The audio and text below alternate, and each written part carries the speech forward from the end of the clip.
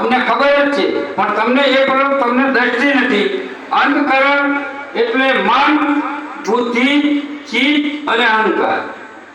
મન આપણામાં છે પણ આપણને ખ્યાલ નથી મન ક્યાં છે.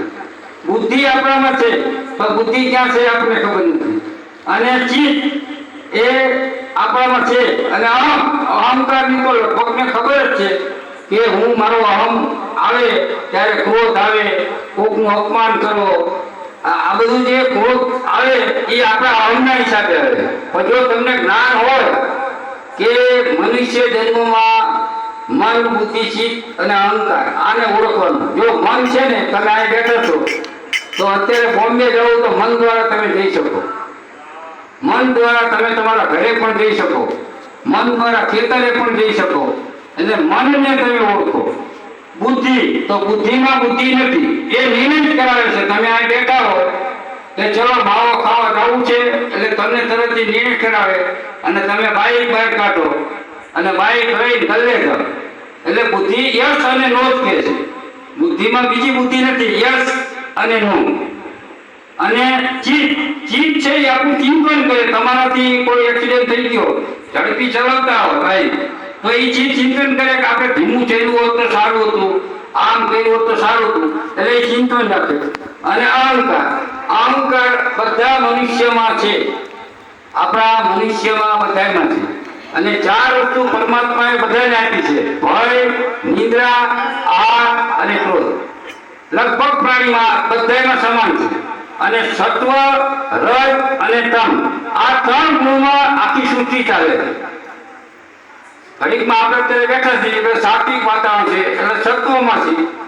અને ઘડીકમાં બહાર જઈએ એટલે વેપારની વાત કરે કે આ પ્લોટ છે ને આયા ખેતર વેચવાનું છે ને આયા દુકાન કરવાની, એ રાજકી વાતો થઈ. અને તામસી કોઈ ગેરસમજ થઈ, એકબીજાના કાંઠો પકડીને બોલવાનું થયું તો એ તામસી પ્રકૃતિ છે.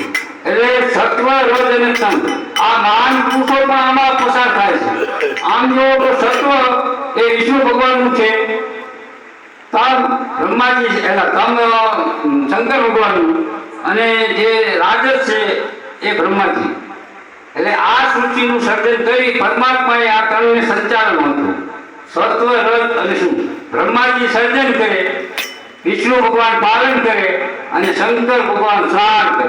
પણ સાર એટલે આ જે આપણા તત્વો છે કામ, ક્રોધ, લોભ, મન, જે ભક્તિ સ્વરૂપી જે પરમાત્માને પામે એ આમાં પ્રયત્ન કરે. એ પરમાત્માને પામવા માટે જેને સાર્થક સમજાય કે મનુષ્ય જન્મ શા માટે.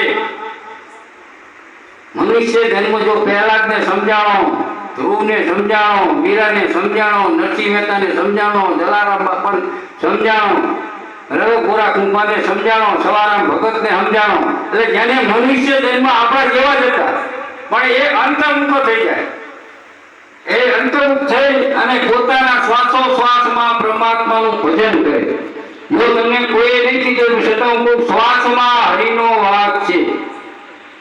આપણા જે શ્વાસ છે એમાં જ હરિનો વાસ છે.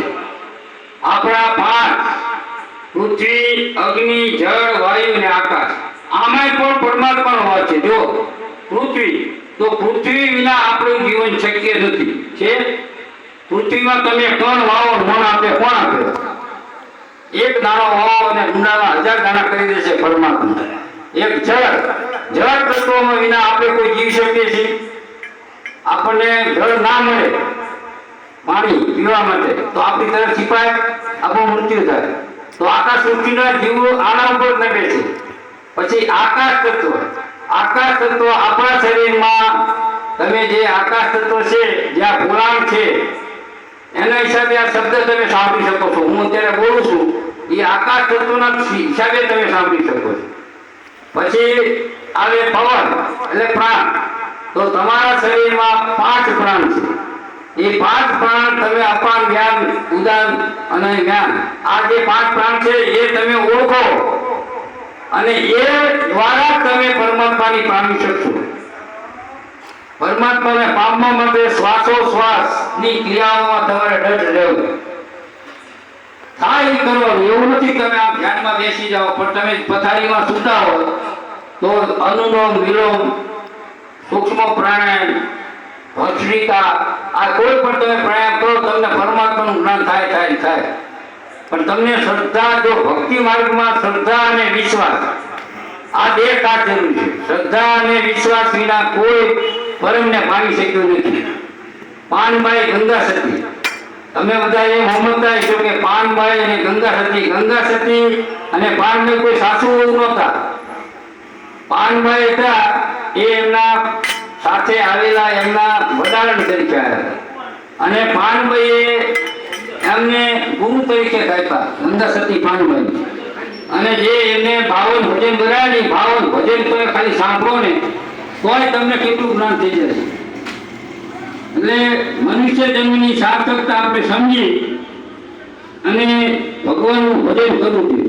એટલે ભજન કરવામાં શું હોય કે નામ સ્મરણ અને શરણાગતિ, પરમાત્માની સંપૂર્ણ શરણાગતિ, નામ સ્મરણ અને શ્રદ્ધા અને વિશ્વાસ સહિત પરમાત્માનું ભજન કરવું.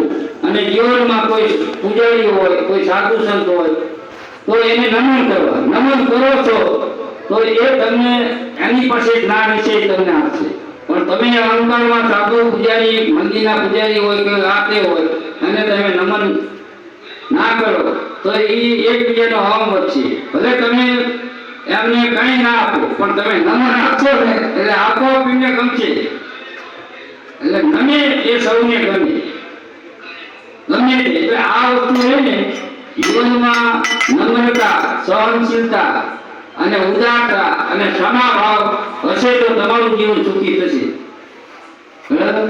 એટલે આ ભજનમાં એવું છે કે અધુરિયા મના કહીએ દિલની વાતું, અધુરિયા મન ના સમજે મર્મ વાતું, જેને ના કહીએ વાતું, અધુરિયા મન ના સમજે ધર્મ વાતું. એટલે સત્સંગમાં કીધું છે કે મર્મ વાતું. એટલે કૃષ્ણ ભગવાને જે અર્જુનને ગીતા કીધી એમાં એમને એ જ કીધું કે પાંચે તારી ઇન્દ્રિયોને તું વશ કર.